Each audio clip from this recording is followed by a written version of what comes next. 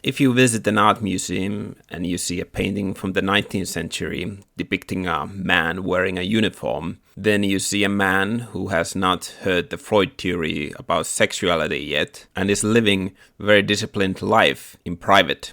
Everything in his life is based on the sense of duty. His own desires are not important. And I think this is why it was the art's golden age during the 19th century, because the artists possessed this great skill set, but they still lived under these archaic rules of society. People would have to bottle up their sexuality and divert the energy to something else, something creative.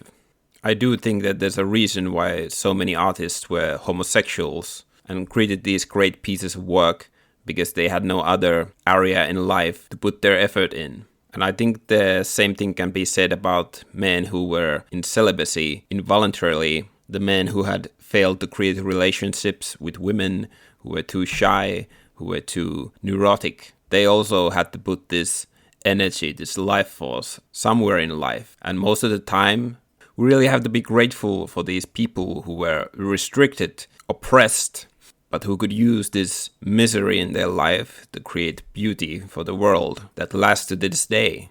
Nowadays, there is no more uniform to wear and carry yourself with pride. You can buy a blender, you can make yourself a nice guacamole, you have the free market. And you also have the free sexuality. You can have multiple sexual relationships while you enjoy guacamole. It does not make you happier. It leads you not to put any effort into work or art or your spirit. The modern day incels don't really have any more career options. They can be a Catholic priest at best. Since they live in this free choice, they put their energy into violence, into first-person shooters, into shooting a school, but most of all, spending their day in the social media, lamenting. We can't really choose the cards that have been given to us in life, but we can play the hand in our own style.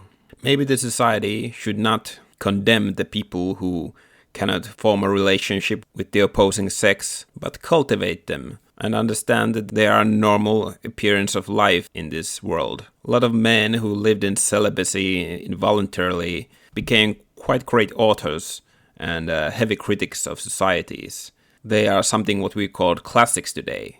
Now, do we say all these authors, all these painters who didn't get to have sex are somewhat lesser people than us? And the answer, of course, is no. They have done way more than us. They live forever through their works of art, and they give something else to people than a sexual experience. Celibacy is a beautiful thing, and it should be taken as a duty, just like a mother and a father has to take family life as a natural duty that has to be served.